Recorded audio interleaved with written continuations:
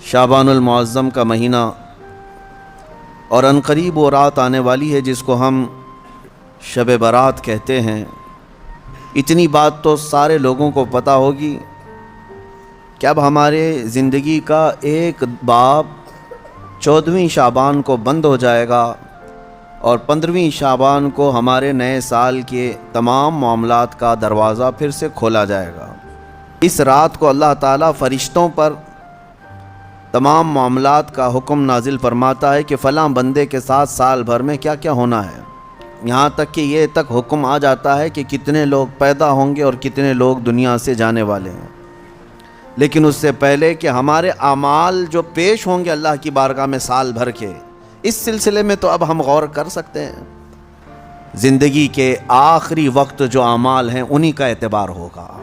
میرے آقا صلی اللہ تعالیٰ علیہ وسلم نے ارشاد فرمایا، اللہ تعالیٰ نے کسی کو جنتی لکھا ہے کسی کو جہنمی، لیکن ہوتا یہ ہے کہ ایک بندہ نیک کام کر رہا ہے زندگی بھر، اچھے اعمال کرتا رہتا ہے، لیکن اس کے متعلق لکھا گیا کہ یہ جہنم میں جانے والا ہے۔ ہوتا کیسے ہے؟ فرمایا گیا موت کے آنے سے چند دنوں پہلے یا چند لمحوں پہلے وہ ایسے گندے کاموں میں مصروف ہو جاتا ہے جو جہنم کی طرف لے جاتے ہیں، انہی کاموں میں اس کی موت ہوتی ہے اور خاتمے پر ہی سب کچھ دار و مدار ہے، پھر اسے دوزخ کی طرف لے جایا جاتا ہے۔ اور کسی کے متعلق اللہ تعالیٰ نے جنتی لکھا ہے جبکہ اس کے کام برے تھے۔ فرمایا گیا کہ وہ برے کاموں میں مصروف تو رہتا تھا لیکن موت سے پہلے اچانک وہ اللہ کی طرف آ گیا، یہ محافل میں بیٹھنے لگ گیا اور اسی اثنا میں اس کی موت ہوئی، تو آخر میں جو کچھ کرتا تھا اسی کا اعتبار کیا جائے گا اور اسے جنت بھیج دیا جائے گا۔ میرے عزیزوں، اب 15ویں شعبان سے پہلے اس سال جو کچھ بھی گزرا ہے اس پر اب ایک دروازہ بند ہوگا اور اللہ کی بارگاہ میں اس سال کی کتاب پیش ہوگی، یعنی شمسی سال کے اعتبار سے، انگریزی مہینوں کے اعتبار سے 2022 اور 23 انکم ٹیکس کا حساب ایسے ہی چلتا ہے، 20-21 21-22 22-23، اس طرح سے آپ کا 22 اور 23 کا حساب 4 دن کے بعد اللہ کریم کی بارگاہ میں جانے والا ہے۔ ہو سکے تو جیسے ہمارے بزرگوں کا معمول ہے، ہم 14 شعبان کو بھی 15 شعبان کو بھی روزہ رکھ لیتے ہیں۔ وجہ کیا ہے؟ بعض لوگ خامخواہ ہم سے بحث کر رہے ہیں، اس کی دلیل کہاں ہے، اس کی دلیل کہاں ہے، یہ کہاں سے ثابت ہے، وہ کہاں سے ثابت ہے۔ ان کو شب برات کے روزوں کے متعلق بڑی عجیب سی بات ہے۔ بات صرف اتنی سی ہے کہ ہماری تمنا یہ ہے کہ ہمارے اعمال جب اللہ کی بارگاہ میں جا رہے ہوں 14 شعبان کو، اس وقت بھی ہم روزے کے عالم میں ہوں، اور جب ہمارا نیا سال شروع ہو رہا ہو اس وقت بھی ہم روزے کے عالم میں ہوں۔ کیا یہ بہتر طریقہ نہیں ہے؟ اسی لیے بزرگوں کا معمول رہا کہ اس سال جو بھی چلا، جیسا بھی گیا، گزرا تو ہے، لیکن اخیر وقت کچھ ایسے اعمال کر لو کہ اللہ کی بارگاہ میں جب یہ پیش ہوں تو تمہارے لاسٹ امپریشن کو دیکھا جائے، تمہارے آخری اعمال کو دیکھا جائے کہ آخر میں یہ کیا کرتا تھا۔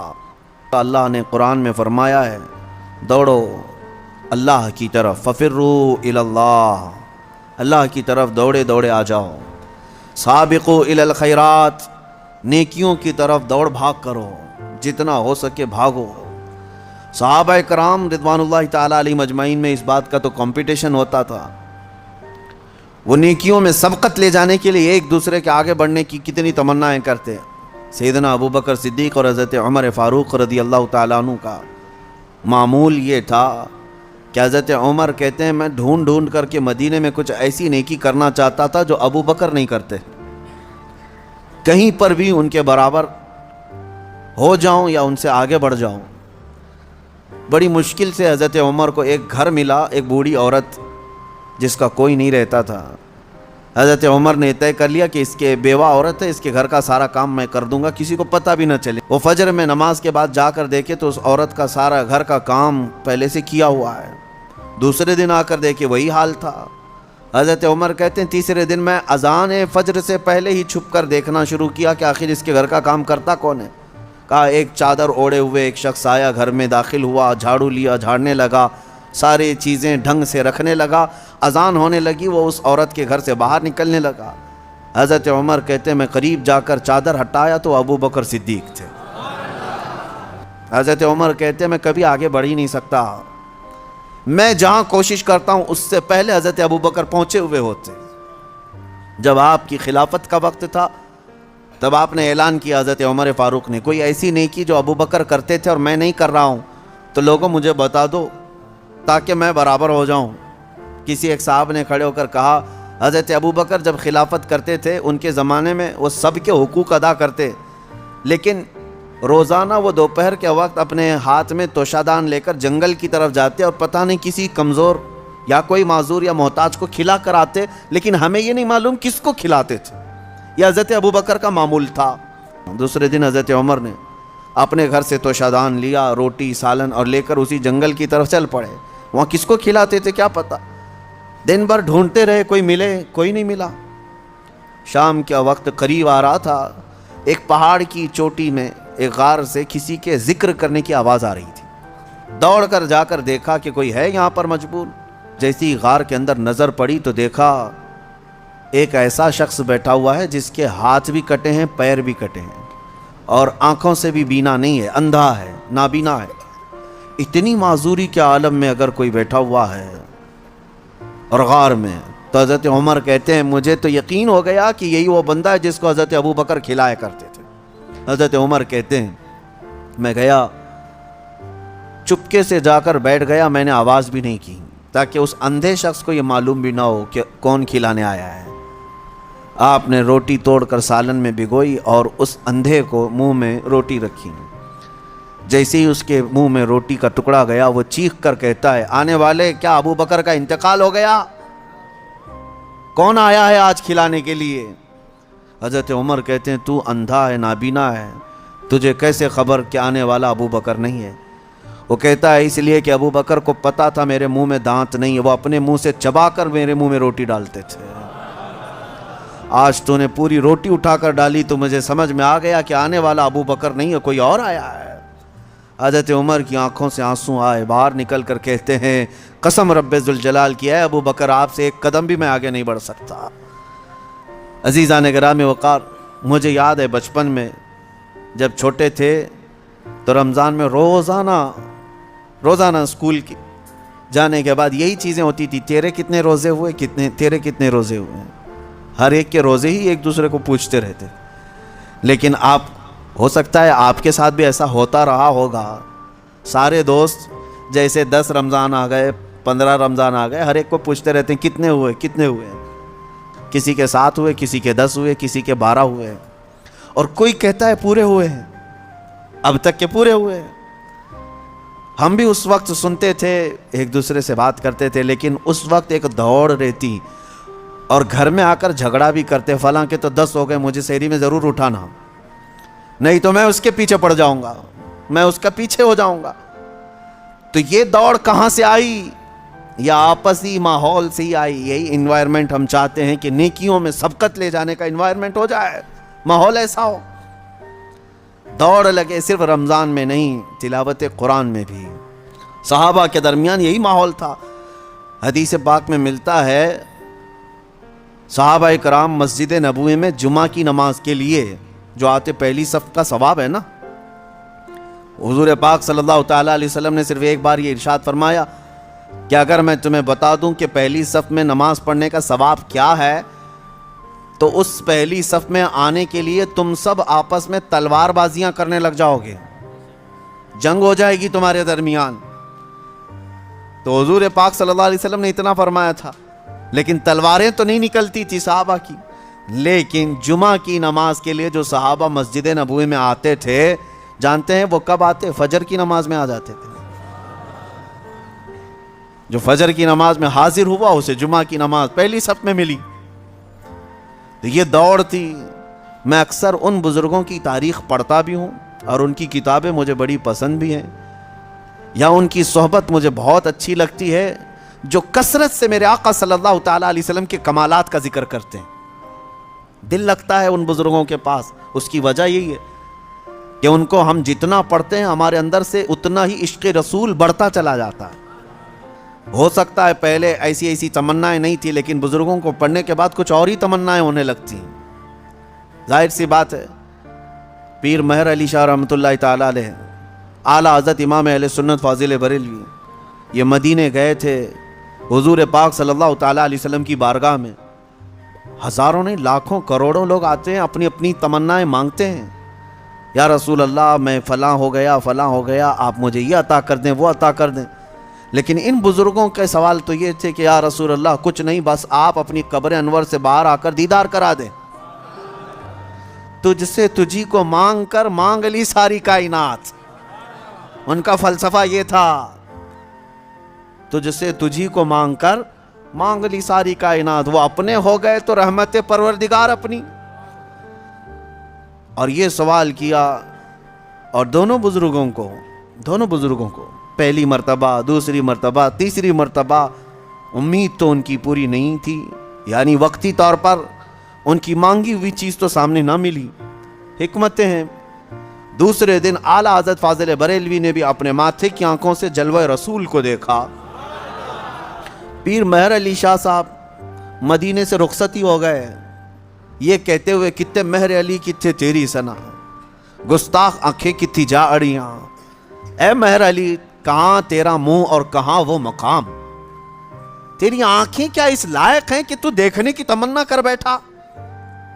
پھر یہی سوچ کر کے نکلے. وادی حمرا پہنچے تھے، مکہ جانے کا راستہ ہے بدر کے قریب. وادی حمرا، عصر کی نماز سے فارغ ہوئے تھے، دیوار کے پاس میرے مصطفیٰ کا دیدار ہوا. پرانی دیوار کے پاس کھڑے نبی پاک صلی اللہ تعالیٰ علیہ وسلم اپنے کمالات، اپنے جلووں کے ساتھ تشریف لائے. اب میں آپ کو یہ بات عرض کر رہا ہوں، کیوں میں نے یہ ذکر کیا. ہم نے اعلیٰ حضرت کو بھی پڑھا، پیر مہر علی شاہ صاحب کو بھی پڑھا. ہم ویسے بھی عمروں پر جاتے رہے، حج پر جاتے رہے، لیکن اب جب جاتے ہیں تو یہی تمنا ہوتی ہے کہ آقا جب انہیں دے سکتے ہیں تو ہمیں کیوں نہیں دے سکتے. امتی تو ہم بھی ان کے ہیں. نبی پاک صلی اللہ تعالیٰ علیہ وسلم کی بارگاہ میں یہ تمنا کرنا اور اس طرح کی التجا کرنا کس نے سکھایا؟ انہی بزرگوں کی تاریخ نے سکھایا. اسی لیے میں کہتا ہوں ایسوں کو دیکھو کہ تمہیں نیکیوں کی طرف بڑھنے کا شوق پیدا ہو جائے. کہ نبی پاک صلی اللہ تعالیٰ علیہ وسلم کون ہیں سب کو پتہ ہے. سید الانبیاء، معصوم عن الخطا، سید الرسل، امام الاولین امام الآخرین، مالک جنت، مالک رقاب امم، ہم سب کی جانوں کے مالک. لیکن اس رسول، کیا آپ سب کو یہ تسلیم ہے کہ نہیں حضور کے ہاتھ میں سارے خزانوں کی کنجی ہے؟ نبی پاک صلی اللہ تعالیٰ علیہ وسلم جنتی دروازوں کے مالک ہیں. اس کے باوجود رسول اللہ دعا یہ کرتے تھے کہ اے اللہ تو مجھے میرے نفس کو میرے حوالے ایک منٹ کے لیے بھی مت دینا، ہمیشہ اپنی حفاظت میں رکھ. رسول جب یہ دعا کرتے ہیں کہ میرے نفس کو میرے حوالے، پلک جھپکنے کے برابر جو وقت ہوتا ہے حضور فرماتے ہیں لا تکلنی الی نفسی طرفت عین یا اللہ. اے اللہ پلک جھپکنے کے برابر کا جو وقت ہوتا ہے اتنے وقت کے لیے بھی میرے نفس کو میرے حوالے مت کرنا. اے اللہ تو ہمیشہ اپنی حفاظت میں رکھ. اب اس سے آپ امپورٹنسی سمجھو، اندازہ کرو کہ جو سید الاولین والآخرین یہ کہتے ہوں کہ ایک منٹ کے لیے بھی مجھے دنیا کے حوالے نہ کر، تو پھر ہمارا اور آپ کا حال کیا ہونا چاہیے. اگر ہم چند دنوں کے لیے دنیا کے حوالے ہو گئے تو ہمارے اوپر کیا کیا ہتھ کنڈے نہیں آئیں گے. یہ تو غنیمت ہے میرے عزیزوں. ہم ہفتے میں ایک مرتبہ محفل ذکر کر رہے ہیں. ہونا تو یہ چاہیے کہ جتنی مسجدیں ہیں سب کے دروازے کھلیں، اور جس طرح جمعہ میں لوگ کثرت سے حاضر ہوتے ہیں محفل ذکر میں بھی حاضر ہو کر اپنے دلوں کے زنگ کو دور کیا کریں. آپ کو بتاؤں رسول پاک صلی اللہ تعالیٰ علیہ وسلم کی حدیث ہے، میں اب گفتگو کلوز کرتا ہوں قریب ہے. الدنیا جیفۃ وطالبها الکلاب، دنیا مردار کی طرح ہے اور اس کا طلب کرنے والا کتے کی طرح ہے. کبھی آپ نے سوچا کتا کہنا گالی ہے؟ گالی ہے؟ سنو گے کسی سے کہ تم کو کوئی کتا کہہ دے؟ نہیں. یہ اور بات ہے کہ ہم نسبت جب کسی بلند جگہ سے کرتے ہیں تو کتا بھی افضل ہوتا ہے. اگر ہم دربار رسول کا کتا کہتے تو یہ گالی نہیں، یہ فخر کی بات ہے. لیکن ویسے اگر آپ کو کتا کہہ دیا تو برا لگتا ہے. کیوں برا لگ رہا ہے؟ جبکہ آپ کو اگر پوچھیں تو آپ خود ہی کہیں گے کتا بڑا وفادار ہوتا ہے، اس کے اندر تو ایک کوالٹی ہے. کتا اپنے مالک کو چھوڑتا نہیں. کتا اپنے مالک کے دوستوں پر بھونکتا نہیں، کتے کو دو نہ دو دروازہ چھوڑتا نہیں. اتنی اچھی اچھی کوالٹیز اس کے اندر ہے، تو کتا تمہیں کہے تو برا کیوں لگ رہا ہے؟ لیکن بہت اچھی بات ایک دانشور نے کہا ہے، کتا کہنے سے آپ کو تکلیف کیوں ہوتی ہے؟ میں بتاتا ہوں. کتے کے اندر اچھی کوالٹی سب ہیں، لیکن جب وہ کچھ کھانے لگتا ہے نا، گوشت ڈالو، مردہ کھا رہا ہو، کوئی بھی ہو، دوسرا کتا آئے تو اسے برداشت نہیں کرتا، بھونکنے لگ جاتا ہے دانت پھاڑ کر کے. بعضوں نے کہا ہے یہ انسان کا تو ہو گیا، لیکن اپنی برادری کا نہیں ہو پایا. یعنی اپنے بھائی کو برداشت نہیں کیا. ارے انسان تو دوسرا ہے، اس کی جنس کا تھوڑی نہ ہے. جینڈر میل کھاتے ہیں کیا کتے کے اور انسان کے؟ نہیں ہے. لیکن کتے کی یہی عادت خراب ہے کہ وہ اپنے بھائی کو اپنے کھانے میں برداشت نہیں کر پاتا. اسی وجہ سے رسول پاک صلی اللہ علیہ وسلم نے فرمایا دنیا کا طلبگار کتے کی طرح ہے. 4-5 دن باقی رہ گئے ہیں 15ویں شعبان کو، اور اس سال کا چیپٹر کلوز ہونے جا رہا ہے. ہمارے سارے اعمال اللہ کی بارگاہ میں پیش ہوں گے، فرشتے لے کر کے جائیں گے، مولا پچھلے سال 15ویں شعبان سے لے کر اس سال کے 14 شعبان تک ان لوگوں نے یہ سارے کام کیے. اب تمہیں پتہ ہے، اللہ کو پتہ ہے کیا کیا کیے. تم نے کتنی نمازیں چھوڑی وہ بھی لکھا ہوگا، کتنے روزے تم نے رمضان میں پچھلے مس کیے وہ بھی لکھا ہوگا، کتنے زکوٰۃ دبا کر کون بیٹھا ہے وہ بھی لکھا ہوگا، کتنے تم نے لوگوں کے مال کھائے وہ بھی لکھا ہوگا، کتنوں پر غلط نگاہ ڈالی وہ بھی لکھا ہوگا، کتنوں کے ساتھ دھوکہ کیا ہے وہ بھی لکھا ہوگا. یہ تمام چیزیں تو اس میں لکھی ہوئی ہیں. اور اسی حالت میں اب یہ جانے والے فرشتوں کے ہاتھوں اللہ کی بارگاہ میں. وہ اللہ کے فرشتے ہیں، لا یعصون اللہ ما امرہم ویفعلون ما یؤمرون.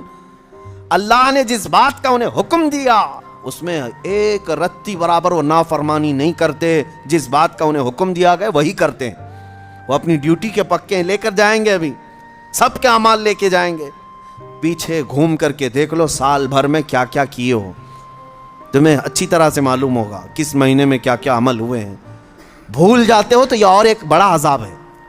ایک چیز ہے، قرآن میں اللہ نے فرمایا ان الحسنات یذہبن السیئات. کچھ نیکیاں ایسی ہیں کہ اگر تم کرو گے تو برائیوں پر پانی پھیر دیا جائے گا.